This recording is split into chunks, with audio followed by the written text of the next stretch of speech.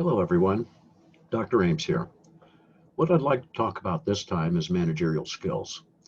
As you can see here, it's easy to group managerial skills into three general areas: technical skills, human relation skills, and conceptual skills.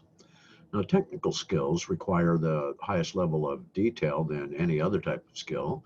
It's understanding how something works, the details of a process, something like that. And so usually it's associated with how something is done in a manufacturing setting or a service setting. How do we provide the service? Or in the case of manufacturing, how do we get the product made, that transformation process? So it is the details of how things are done. When it comes to human relation skills, obviously it's about communicating. It's our interpersonal skills, but it's also the idea of how good are we at inspiring and motivating people? Are we able to develop a style that allows us to engage and empower people versus just using our authority and so forth? And then finally, our conceptual skills. This is our ability to look at the bigger picture, to think holistically, to, so to speak, think out of the box. And it allows us a way to conceptualize what might be, what might happen, and so forth. And so, as it says here, we look at the organization as a whole.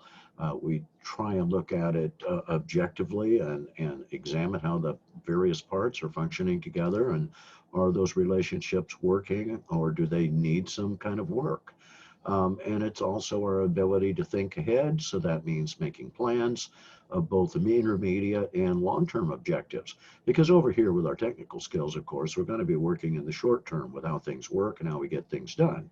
But conceptual skills naturally are a longer time frame, anywhere on the intermediate from 1 to 5 years, and then of course our longer term objectives at the 5 year range. Well, we should take those three concepts of technical human relations and conceptual skills and say, where do they manifest themselves the most? What levels of management? So here again are familiar three levels of management: top managers, middle managers, and first line. Top managers, if you'll recall, are the CEOs and presidents and their VPs. Now, if we look at the size of the blocks, they really tell us what we want to know from this graphic is that how much are you using any of these particular types of skills? You can see that the lowest amount of skills you would need as a top manager are your technical skills. You don't really need to know in your position and so forth how everything works, all the details of the process and so forth. It certainly doesn't mean that you wouldn't get those over time, but that's not where your daily focus is going to be, and that's not where your skills lie.